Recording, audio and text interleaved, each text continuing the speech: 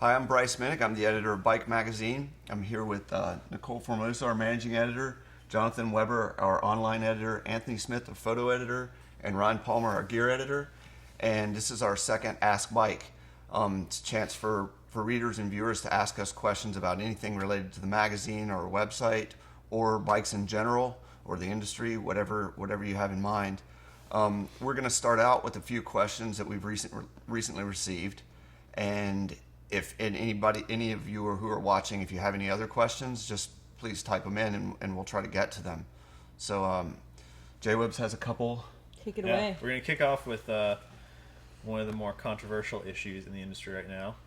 Brett Stevens asked, what do we think about the industry moving more towards internet sales with brands like YT, consumer direct brands? Canyon. What do we think about it? Another one. It's a tricky subject. Who's going to speak up first? Well, I mean, got some it's views. inevitable, isn't it? Yeah. I mean, you can buy anything online. You can buy cars and houses and whatever you want. You can get online. So I think it's an inevitable move, and the industry needs to just plan for it. React, and bike shops need to change. I think in a way. I mean, I actually think it's a nice challenge for shops because you're gonna have bike shops are somehow renowned for having horrible customer service, and I don't know how they've gotten away with it for that long. But and this is coming from someone who's worked in I've worked in bike shops, and Anthony's, J-Webs, everyone's worked in a bike shop. And there are good ones. there are excellent ones, But those are the ones that brand themselves, Yeah. and they don't rely necessarily on one supplier. Right. And I think that the internet thing is going to highlight that even more. You're really going to have to make your brand stand out to be competitive. Yeah, and making shifting things a little bit so that you're making more money on service instead of purely sales. And I think that helps you take care of customers. Bikes are getting a lot more complicated these days than they ever have been, and they require routine maintenance. Mountain bikes are the suspension is supposed to be serviced pretty often, and a lot of shops don't know how to do that. So I think shifting towards more customer service is a good thing. And I think we should try to drop that bike shops are condescending sort of attitude. I feel like we should move on from that. Bike shops. It'll be interesting to see how the North American suppliers kind of react to some of these brands coming in from Europe and that are obviously, because they're consumer direct, the margin's going to be different. And I mean, I know Trek has announced an online program, but I'm not sure that it's really taken off. Right. It's also not and I know really the dealer consumer direct. the dealer's still really involved there. And I don't know, it's a tricky thing. These brands have relied on retailers for so long. I mean, it's such a pivotal part of their model, and how that's going to change, and to stay competitive with these brands that have, higher margins going consumer direct. It's also kind of interesting. I think a lot of buyers don't really realize it, but I mean, bike shops don't really make their money off of bikes, right? They're relatively low margin items. So it really is a question of adapting their service to just bring bike riders into the store, not necessarily bike buyers, but just people who ride bikes, who want to be part of their culture, who maybe are going to buy an accessory every once in a while. Yeah. You see a lot more shops like that serve beer and coffee. Beer and coffee, totally. exactly. You Building sit around the workshop and you drink a beer and talk to your mechanic while And they have while shuttle he's- vans, and they're more of a service center and community center than anything else. I mean, what the Hub is doing in Pisgah, or yeah. in Brevard is a classic example, and they started doing that 5 years ago, and it was a huge thing for the local community. Yeah. Seems like that's the way forward. Yeah, it does. All right. Let's go on to Wyatt Cave asked, on the topic of bike longevity, can you speak to the longevity of carbon versus aluminum with regards to fatigue life? Go for it, Everyone Palmer. looks at Palmer. Take it away. Take it away. I don't know, really. Some people claim that UV light and stuff harms the epoxy in carbon, and maybe if you have completely raw bike without any finish on it. That might be somewhat true, but I think it really comes down to the fact that carbon is more fragile in regards to impact. You know, And you hit a rock or something, you land on it on a rock or a stump or something. Yeah. It's, But then again, you know, like as far as repairs are concerned, sometimes you can repair carbon more easily than you can repair metal in some circumstances. Right? Like if you dent your top tube on an aluminum bike really badly, it's really hard to replace the whole top tube. Whereas people like Ruckus Composites in Portland and Calfee do carbon repair. They can they can take a broken tube and they can patch it up, and that area could actually be stronger than the rest of the tube. So that's one thing to be concerned with. But as far as like just pure degradation,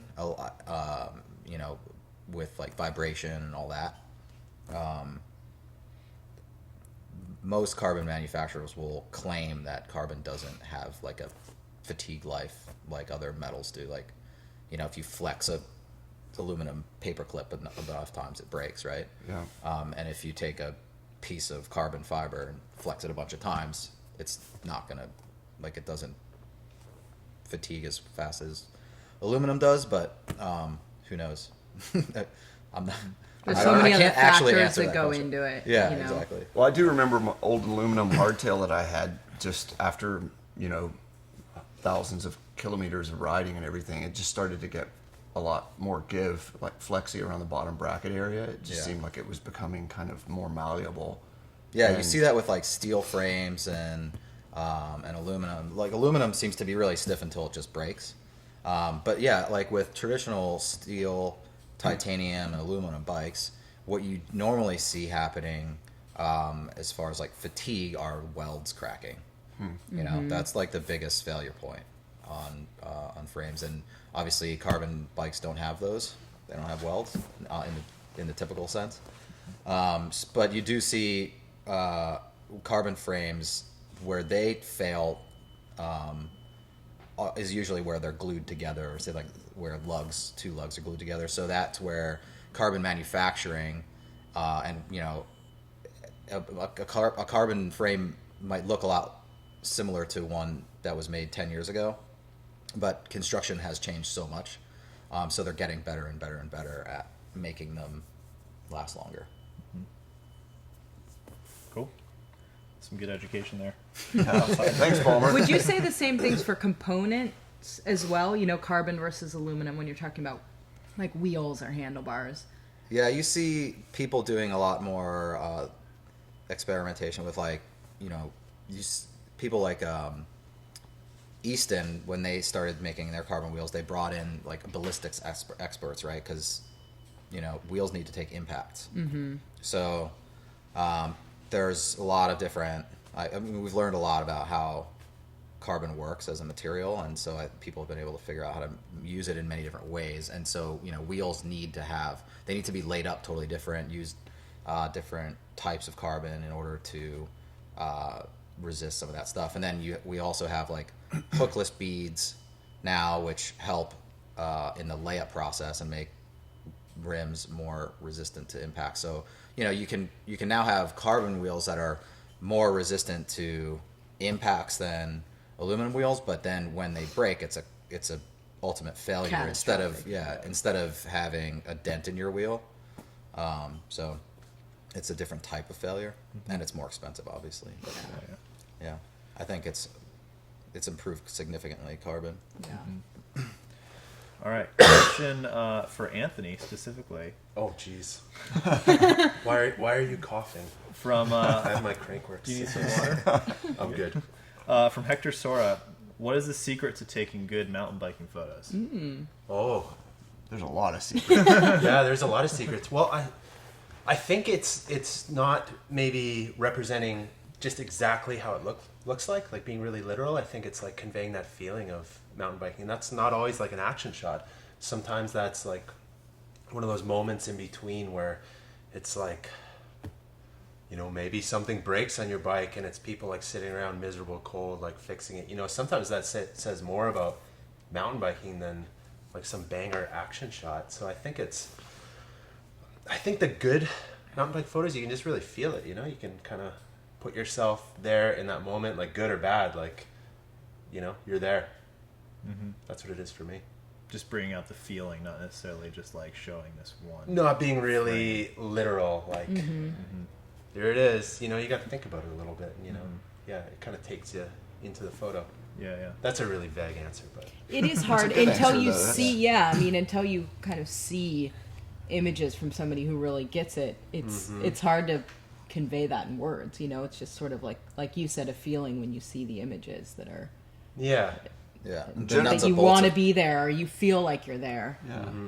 Generally speaking, I think mountain bikers, I mean, the best mountain bike photographers are really like core mountain bikers who love the life, live the life, and they know what matters. And I what's think relevant. that's why they're successful. I mean, they want to convey that experience that they're having as a mountain biker, you know. I think it's tough for people from other kind of genres to come in and convey it the same way that a guy like Sterl or Sterling Markowitz or, you know, guys that are just really really strong riders and really immersed in the mountain bike scene. You know, they're going to have an advantage in telling that story of a mountain biker to a mountain biker. Yeah. And that's one thing the bike has always done. We've tried to, you know, we view ourselves, you know, in a lot of ways as a lifestyle magazine. It's about the life of being a mountain biker and what it means to all of us. And so I think we do, you know, as a rule, just, or even out of habit, kind of gravitate towards, you know, images that set a mood and really bring you into the thing. If we're, you know, we're running a feature on something and the words are supposed to draw the reader in and take the reader right to the spot, like along on the adventure or the trip with you, you know, the images need to do the same thing. And you can't do that with just a bunch of literal action shots, you know. Even if like it's a pro doing an amazing trick that you've never seen before, you know, it's still, it needs to be framed up right, you know, like you've got to have that sense of feeling. Like you can't, I don't know, that's Something that kind it's of not just like you were saying, it's not just the literal, like yeah. the person doing what they're doing, even if it's something amazing, you know. I think it's kind of got to lead you into that space and kind of put you there as a viewer, you know? Yeah, and the nuts and bolts of actually doing that are a lot more complex, right? Yeah, it's easier said than done. Yeah, absolutely. Yeah. All right. Back, I guess, to gear. Everyone always wants to talk about gear and technical stuff. Mark Eris asked, what do you think will be the next innovation we simply can't live without? Oh. Is that in air quotes? I know. No, it's not, but I think it's intended. Oh man. Has there been one since the dropper post? Has there been one? Since the dropper post, like things we can't live without. But Yeah, I mean, the like everything's changing a lot, right? Like, but talk about wheel sizes and tire widths and rim widths and all that.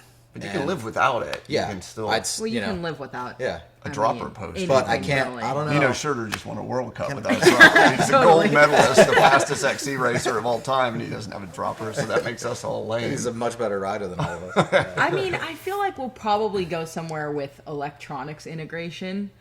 I don't know if that's something we can't live without I can necessarily. definitely live without it. At least Yeah, for I now. mean, I feel like that too. But like in 5 years, is everything going to be, Right. you know, like wireless and integrated on your bike to the point where you can't imagine what it was like before then? I don't know. It probably will. It's hard for us to see now because we're like, well, everything's going great. Yeah. With my bike right now, it's perfect. I don't need anything else.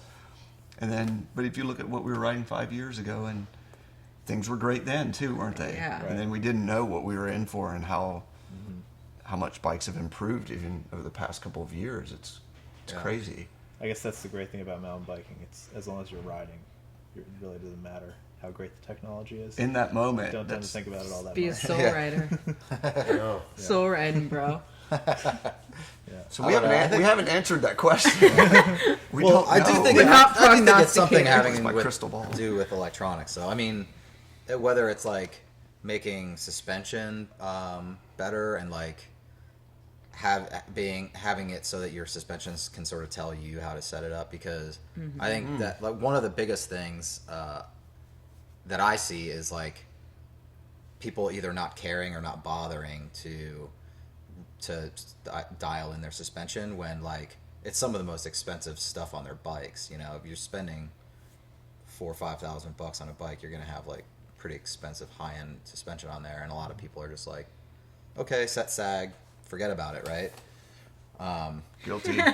But I'm very guilty of that. I just get my sag dialed in, and I'm like, okay. and here we right go. now, I mean, the suspension we have is like fairly simple compared Right. to some other industries, but it's. I mean, I think there's going to be a lot of advancement as far as that goes, and I think it might start to include electronics and I kinda hope servos so. and sensors and things. So that, Yeah. you know, you can basically connect with your phone or something to your suspension, and it'll tell you what's up. Yeah. There's already a device like that company that RockShox just bought.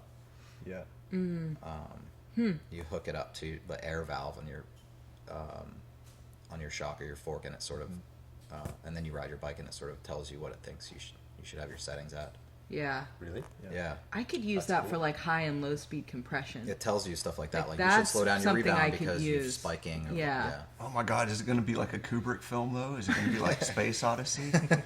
No, you can't, Max. You can't run 30%. I will not sag. allow you to run 30% sag. I think it's kind of creepy, actually, especially if there's a voice. No, I'm just kidding. That one's interesting. You're locked into a lockout mode. You must descend Mont Saint Anne with your shock locked out, Max. Okay. Nikki Moving Folk, on. this is a reflection of the way our office is. We start to get derailed. It's usually my fault, and Nikki Fo reins it right back in. All right. Back to sort of like the present. What is one of the best bikes to start out with for the price if you're an intermediate rider? I ride about 5 to 10 miles every day. Now the I can the answer asker that. didn't say for what price, but sort of what's the best value bike out there? Yeah. The Kona? Track Fuel EX, Oh, okay.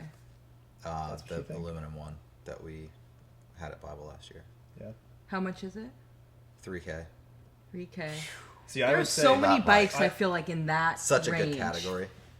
I mean, that bike can do anything, and it's way more capable than its price tag. Maybe a Kona process. Kona process, Yeah. That hey. Or for even Kinda for even hey. less money, you know, in like the $2,000 to $2,500 range, like a plus size hardtail gives Yeah. you a lot of capability. Yeah. And those bikes are pretty expensive. You can get one with a 1x drivetrain and a dropper post for around $2,000. You can ride any trail on that bike. Have Yeah, fun. totally. How We've much- seen so far. We've seen most plus size stuff be a little bit more fragile though. So like, if you're talking about like maintenance costs, you might be looking at more tire cost. But there are some like, I mean, WTB makes some really heavy, super burly plus size tires that aren't terribly expensive. You could get a lot of mileage out of them, I'm sure. But that's the biggest concern that comes up with like plus size for me right now is durability. Most of the big brands offer a good, like the Camber, for instance. Yeah. Like you can get a pretty good build for less than $3,000. Well, like maybe we should talk about what like we think the floor is for like a bike that can really stand up to a lot of abuse without you just having to like throw money at it. Yeah. You know? I mean, I kind of feel like it's around that 3K mark. Mm-hmm. Like if you're Full suspension. serious decent about trail parts. riding and you're gonna go a lot, I kind of feel like that's the floor For a full suspension bike. for a full suspension bike. Yeah. Hardtail's a little less. Sure. Yeah. It's interesting how we hear a lot of complaints about just how expensive the high end bikes and the high end models are Yeah. in most companies' lines, and they seem to be getting even higher over the past couple of years. You know, looking at like 8,000 to 10,000 for the top of the line models. But I think and we maybe don't do a good job of explaining that technology trickles down, and it increasingly over the past few years has Right. trickled down through the line. So Right. And you're that's just why I looking say at- that number too, because like I feel like it trickles to about that 3K mark, and then you start to see like the suspension drop off real fast.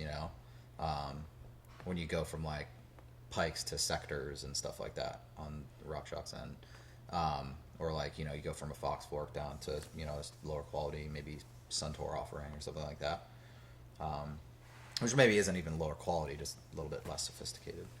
Right.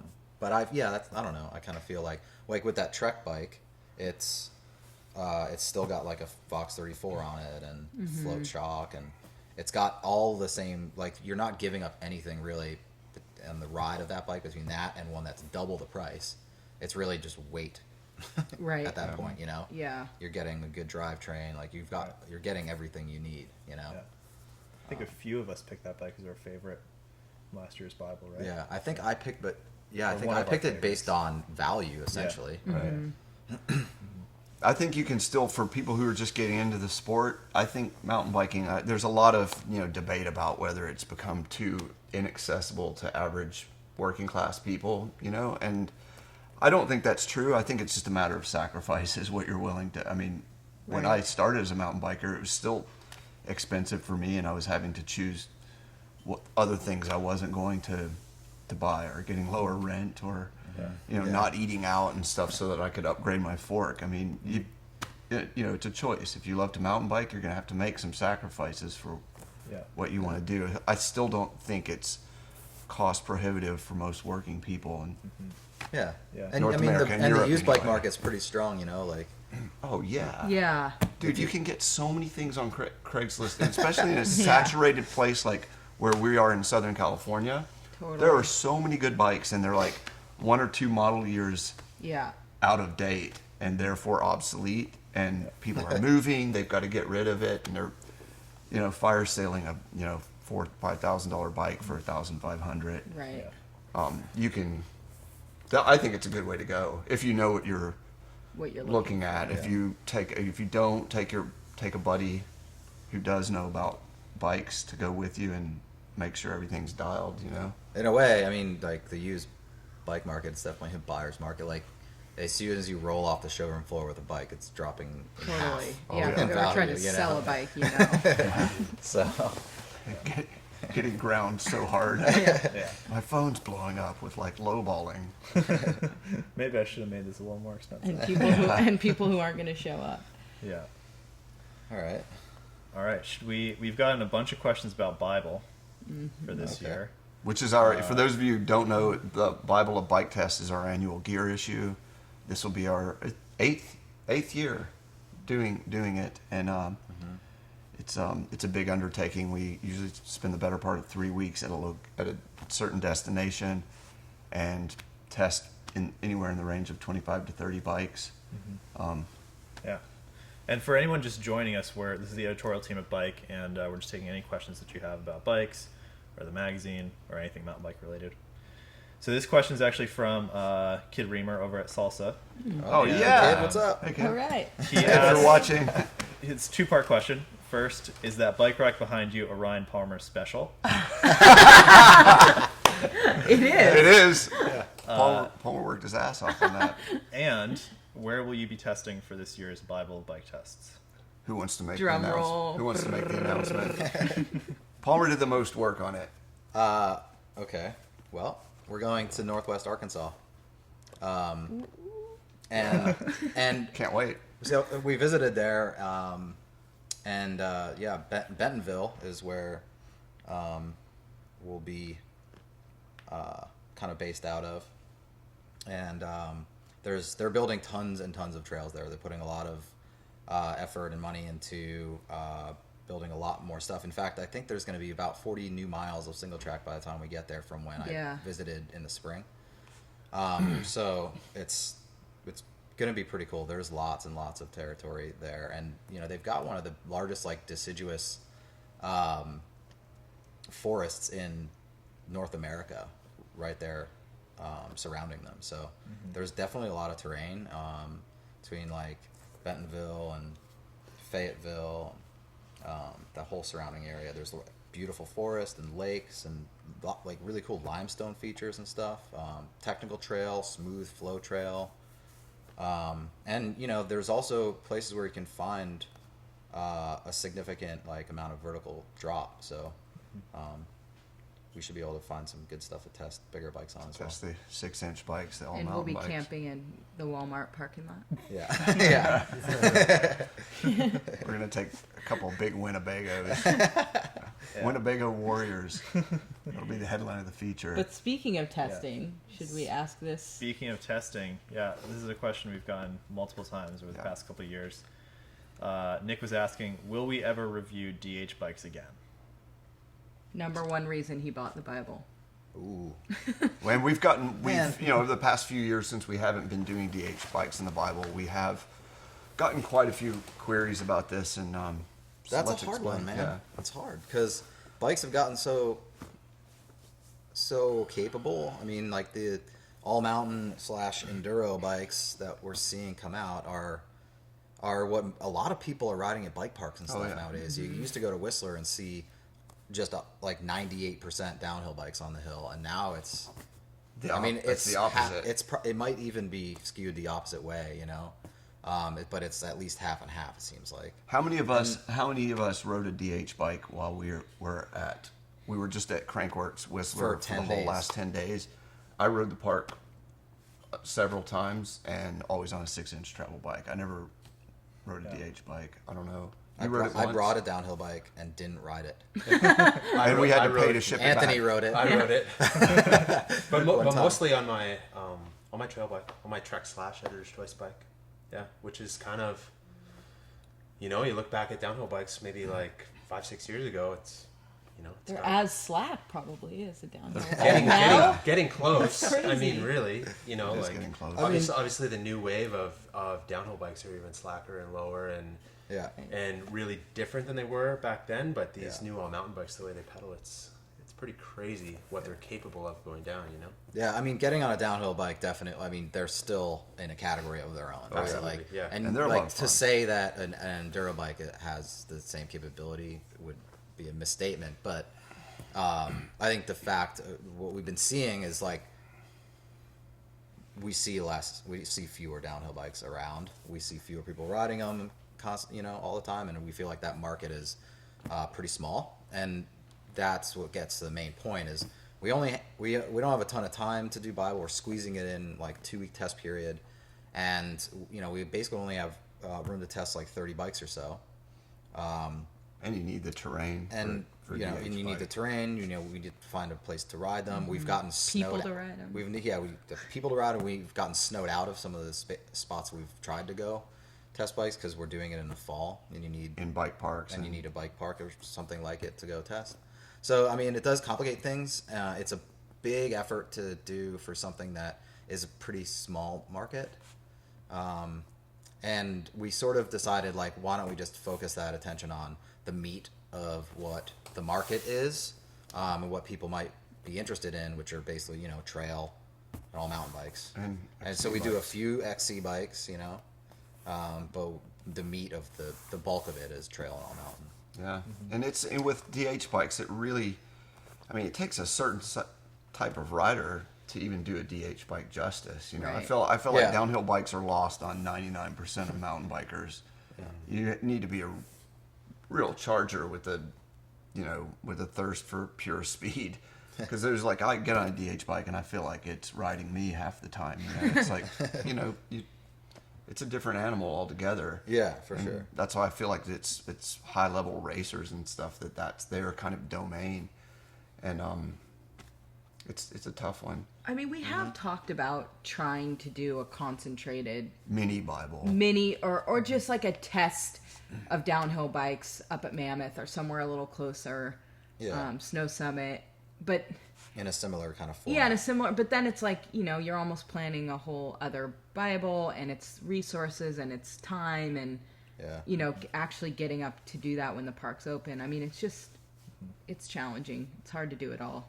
Yeah. But we do have one of our contributors who's writing a lot for us on the site. Ryan Cleek is going to be riding a lot of Gravity this year, and so he'll probably have a few DH bike reviews going online and maybe in print as well. Yeah. So look for those. All right, well, I think we'll wrap it up. Thanks so much to everyone for joining us. If you have any other questions that we didn't get to, we'll hopefully get to them next time. And see you then. Yeah, thanks a lot.